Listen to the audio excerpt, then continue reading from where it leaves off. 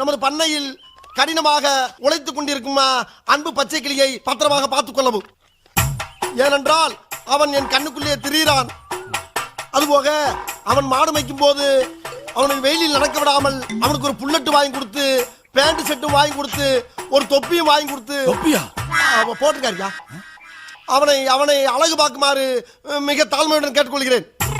அதுபோக அவனை கயிற்று கட்டில் போட்டு வெளியில் படுக்க விடாமல் ஒரு பஞ்சுமெத்தை வாங்கி கொடுத்து அவனுக்கு ரூம்பு போட்டு ஏசி போட்டு தருமாறு கேட்டுக்கொள்கிறேன். இவ்வளவும் போக ஒரு முக்கிய குறிப்பு, நமது குடும்பத்துக்காக கடினமாக உழைத்துக் கொண்டிருக்கும் அந்த ஒப்பற்ற ஜீவனை நாம் பத்திரமாக பார்த்துக் கொள்ள வேண்டும். அப்பொழுதுதான் நாம் எல்லோரும் பத்திரமாக இருக்க முடியும். ஏண்டா மொத்தமே 4 வரி தான் இருக்கு. 4 வரி தான், ஆனா கூட்டெழுத்துல எழுதியிருக்காரு அவரு. கூட்டெழுத்தா? அதுடா கூட்டெழுத்து. நான் படிச்சிருக்கல கூட்டெழுத்து. அந்த டீச்சர்ட்ட அப்படிதான் எழுதிருப்பாங்க. கேளுங்க. என்ன அப்படி பாக்குறீங்க?